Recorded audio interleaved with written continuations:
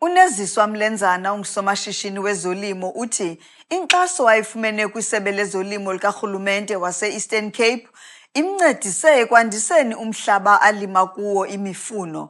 Baqalisa ukulima umbona, bandisa nomhlaba apho balima khona iitapile.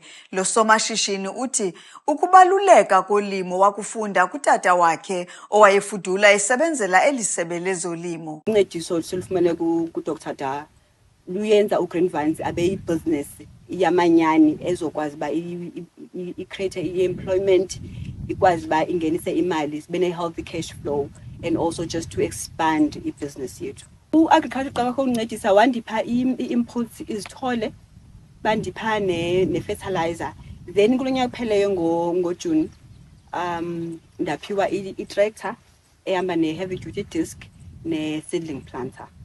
Before sifumane i-tractor besilima nje intsimi eyi-1 1 hectare ibiyobe productive then nezikolo, but now that sesine-tractor siye sangena kwi-grain production.